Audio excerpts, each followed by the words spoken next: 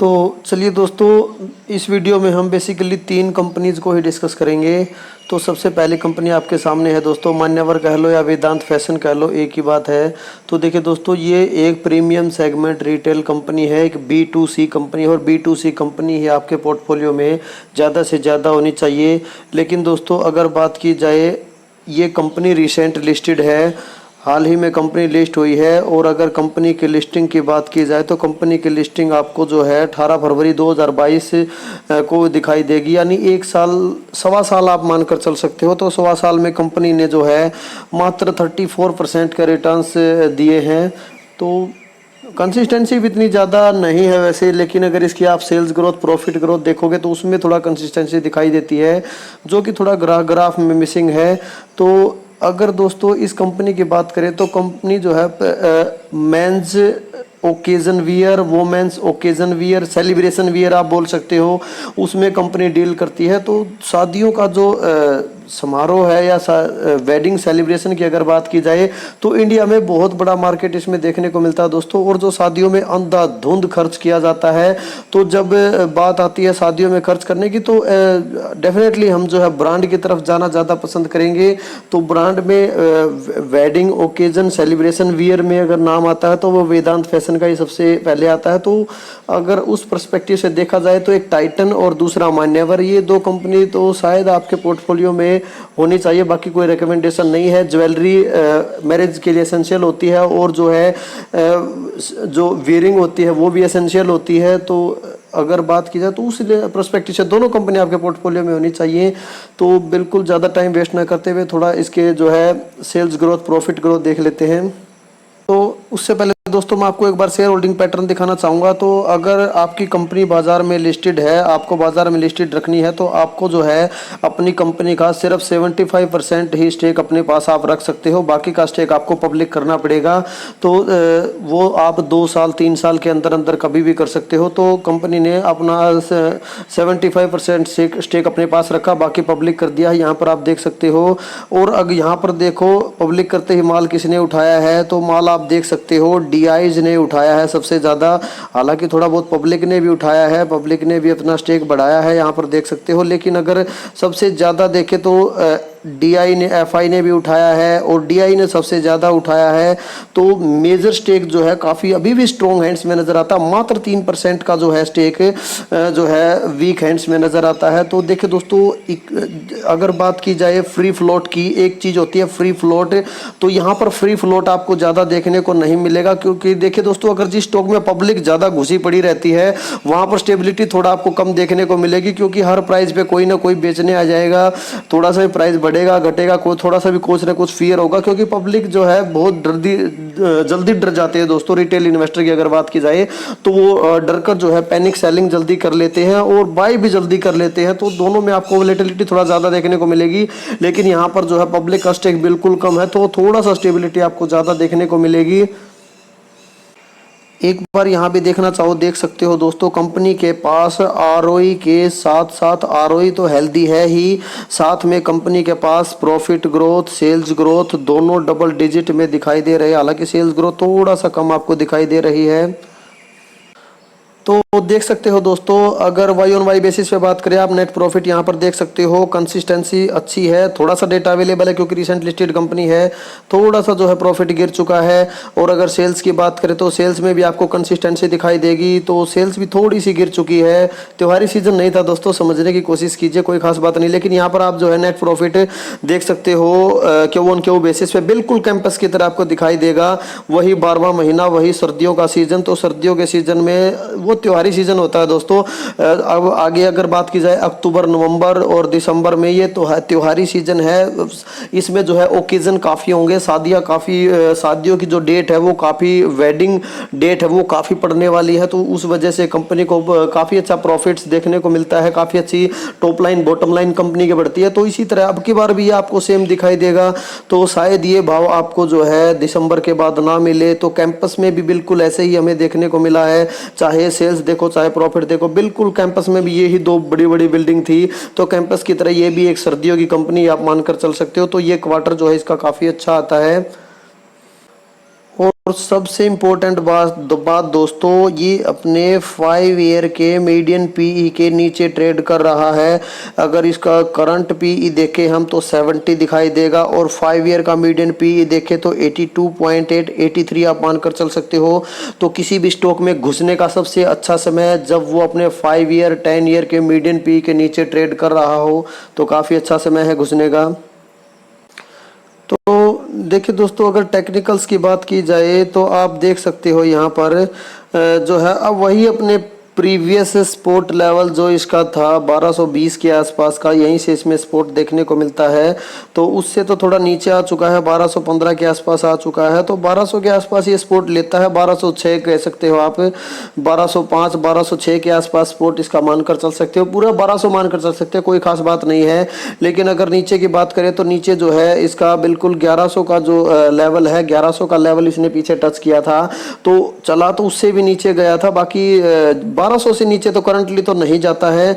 Currently अगर बात की जाए तो बिल्कुल विनाती ऑर्गेनिक जैसे 1800 से नीचे 5-7 रुपये तो फिसल गया है। और अगर बात करें डीमार्ट की, तो डीमार्ट जो है 3500 से नीचे नहीं जाता है। तो उसी प्रकार जो है ये 1200 से नीचे तो नहीं जाता है। बाकी कोई पत्थर की लकीर नहीं होती है, जा भी सकता है। अभी तो इसका 1200 1189 1190 के आसपास का स्पोर्ट रिसेंट स्पोर्ट बना हुआ है, लेकिन कुछ क्वांटिटी आप यहाँ पर भी उठा सकते हो सकता है कि यहीं से ज़्यादा तो यहीं से वापस बार बार ऊपर की तरफ भागता है। 1215 1220 के आसपास से कोई रेयर चांस है कि 1200 तक भी चला जाए। तो रिसेंट लिस्टेड कंपनियां थोड़ी सी कम वेटेज देकर आप चल सकते हो, ज़्यादा वेटेज अभी ना दे, फिर बाद में कंपनी जैसे जैसे बाजार में जिस तरह परफॉर्म करती जाएगी उस तरह धीरे धीरे अपनी वेटेज बढ़ा सकते हो। और जो ऊपर के लेवल पर फंसे हुए हैं, तो फंसे हुए तो नहीं बोल सकते चलो, क्योंकि बिजनेस काफ़ी अच्छा है कंपनी का।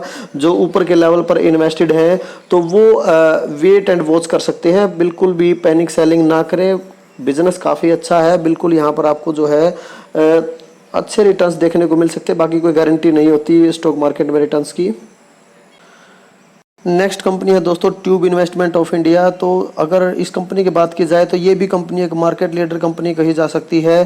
तो ये कंपनी अगर बात की जाए दोस्तों तो काफ़ी सारे सेगमेंट्स में कंपनी अगर बात की जाए तो रेलवे, ऑटोमोटिव, कंस्ट्रक्शन, काफ़ी एग्रीकल्चर, काफ़ी सारे जो फील्ड हैं उनके product, wide range of product company बनाती है। और अगर ट्रक बॉडी बिल्डिंग में भी कंपनी मार्केट की लीडर है, और जो है गाड़ियों की खिड़कियों के पार्ट्स भी कंपनी बनाती है। CDW में ये कंपनी मार्केट की लीडर है।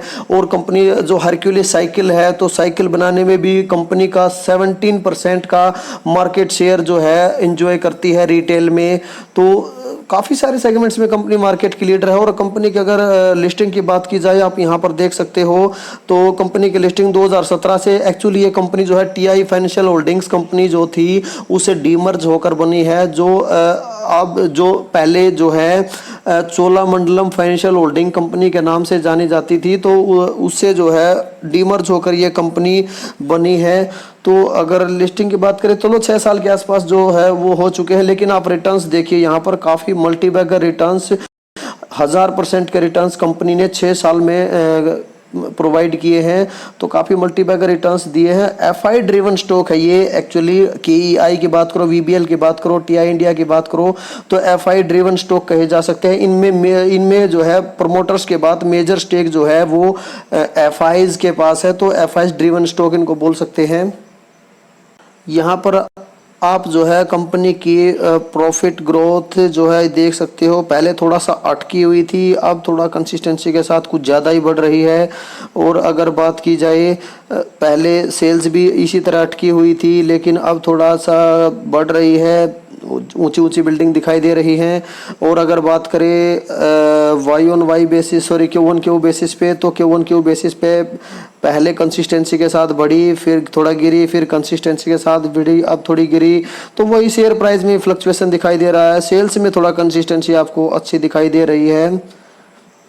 तो अगर ऑल टाइम हाई से डिस्काउंट की बात की जाए तो 18% का डिस्काउंट आप कंप्लीट मानकर चल सकते हो। तो देखिए दोस्तों, बार बार जो है इसी लेवल पे आकर जो है बाइंग आ रही है। तो पहले ट्रेडिंग डे में दिखाई देता है कि 2750 2758 तक आ जाता है। 2750 तो अभी तक आया नहीं है बिल्कुल भी। तो 2758 जो है सबसे नीचे आया था, उसके बाद बाइंग डे आज तो नहीं आया। आज तो जो है 1769 के आसपास 2763 के आसपास, सॉरी, तो 2763 तक तो आ गया था, बाकी उससे नीचे नहीं आया। तो वहीं से बाइंग देखने को बार यहीं से बाइंग देखने को मिल रही है। जैसे ऐसा महसूस हो रहा है कि जैसे ही ये 2760 के आसपास तक आता है, 50 पे आने की कोशिश करता तो बायर्स डोमिनेट हो जाते हैं और फिर 2800 से ऊपर भाग जाता, फिर सेलर्स डोमिनेट हो जाते हैं। तो कहीं ना कहीं जो है कभी 2800 से थोड़ा ऊपर चला जाता है 5 10 50 रुपए, कभी जो है 250 के 10 20 30 40 50 नीचे आ जाता। तो यहीं पर फ्लक्चुएट कर रहा है। तो यहाँ पर मेरे हिसाब से तो आपको पहले इंस्टॉलमेंट तो लगा ही देनी चाहिए। बाकी अगर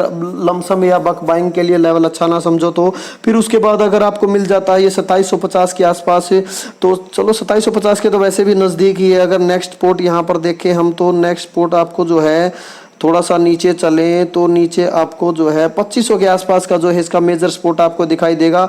और उससे भी नीचे अगर चले तो 2400 के आसपास जो है 2382 2385 के आसपास जो है आपको इसका सबसे बड़ा स्पॉट दिखाई देगा। तो वहां तक तो 2500 तक भी उम्मीद नहीं है वैसे मुझे तो वैसे जाने की। बाकी ठीक है, आप जो है कुछ पहले इंस्टॉलमेंट यहाँ लगा सकते हो, फिर नेक्स्ट इंस्टॉलमेंट जो है कुछ जो 2500 के आसपास जाता है तो फिर आप लगा सकते हो। फिर अगर और गिरता है तो तीसरी और फाइनल इंस्टॉलमेंट आप 2400 पे लगा सकते हो।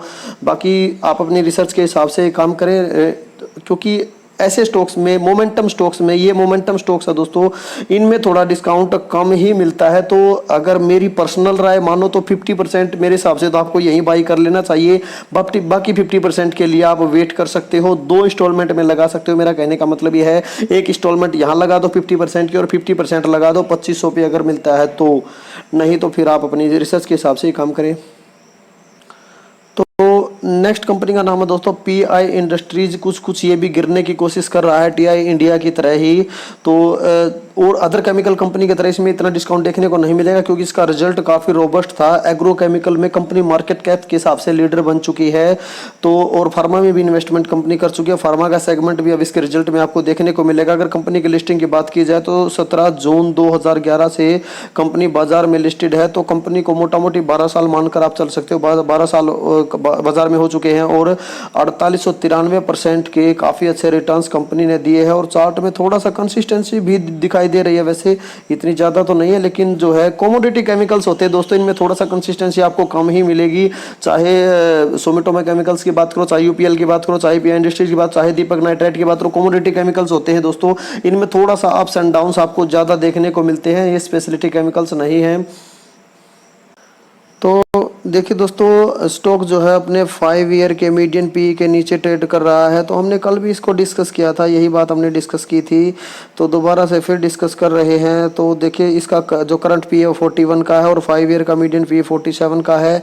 लेकिन 10 ईयर का मीडियन पी इसका कम है, 47 से कम है, उसके थोड़ा सा ऊपर है अभी ये।